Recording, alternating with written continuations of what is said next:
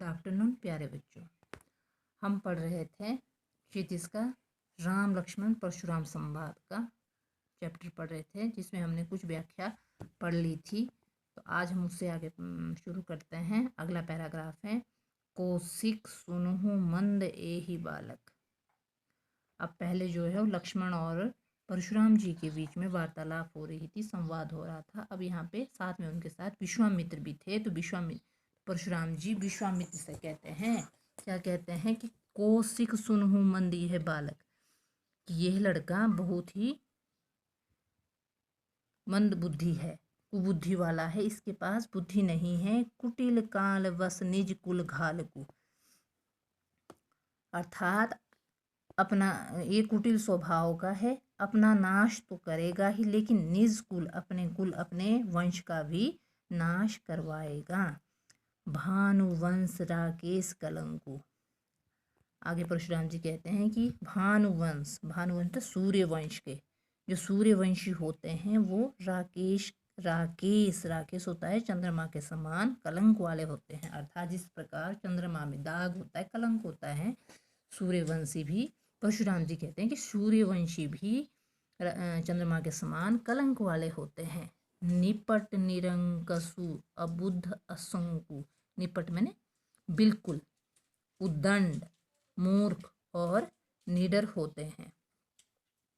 तुम हट कहू जो चहूँ उबारा, ये क्षण भर में ही अपने कहल का ग्रास बन जाते हैं। अर्थात मुझे क्या है, अब बहुत गुस्सा आ रहा है। कही पुकारी खोरी मोही नाही, मैं बार बार सभा में पुकार कर कह रहा हूँ कि मोही, बाद में मुझे दोष मत देना।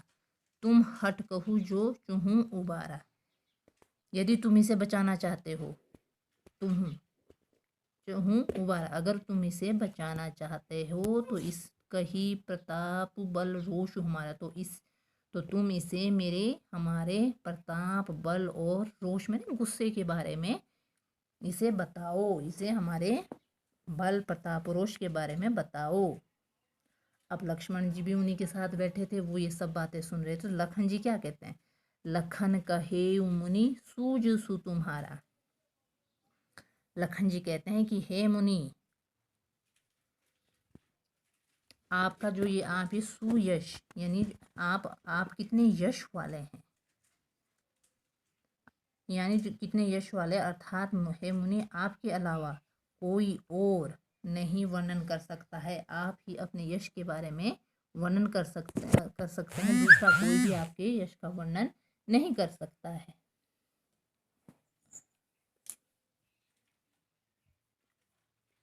अगला पैराग्राफ है, अपने मुँह तुम्हें आपनी ही करनी। लक्ष्मण जी कहते हैं कि आपने तो अपने ही मुंह से अपने गुणों का वर्णन किया है। आपने मुँह तुम्हें आपनी करनी, बार अनेक भांति बहु बरनी। लक्ष्मण जी कहते हैं कि यदि इतने बार भी आपको ना ही संतोष ना पुनि कुछ कहूँ, अगर आपको अपने यश के बारे में इतना वर्णन करने के बाद भी संतोष नहीं हुआ है, तो अपने यश के बारे में कुछ और कहिए। जनी रिस रो की दुस्सहु दुख सहु, क्रोध मत कीजिए, अपने क्रोध के दुख को इस तरह से दुख मत सहिए, क्रोध को रोककर दुख मत सहिए। वीर व्रती तुम धीर अछोबा, मैं आपके क्रोध को जान गया हूँ, अतः क्रोध रोककर दुख मत सहिए। आप वीरवती मैंने वीरता का व्रत धारण करने वाले, धीर मैंने धैर्यवान, और अशोभा शांत स्वभाव वाले हैं। गारी देतना पाहु शोभा, इस तरह से आपको गाली देना शोभा नहीं देता।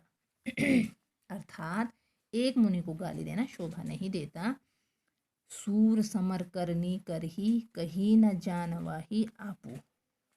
अब लक्ष्मण जी क्या कहते हैं कि जो शूरवीर होते हैं, आप तो शूरवीर हैं, तो शूरवीर की जो शूरता है वो तो युद्ध भूमि में शोभा देती है। अर्थात आप युद्ध भूमि में अपनी शूरवीरता का प्रदर्शन कीजिए। मैं वहाँ उपस्थित होकर शत्रु को जो युद्ध में उपस्थित पाकर कायर ही अपना, मतलब मैं आपसे युद्ध करने के लिए तैयार हूँ और आप अपना बखान करने के लिए भी तैयार है। अर्थात जो शूरवीर होते हैं वो अपने गुणों का व्याख्यान नहीं करते हैं, वो तो युद्ध भूमि में जाकर युद्ध करने के लिए हमेशा तैयार रहते हैं। अब हम इसके क्वेश्चन आंसर करेंगे। ये आपके क्वेश्चन आंसर है। पहला क्वेश्चन है, लक्ष्मण ने वीर्योधर की क्या क्या विशेषताएं बताई है। तो इसके मैं नोट्स आपको भेज रही हूँ। आपने इन्हें लिखना भी और याद भी करना है।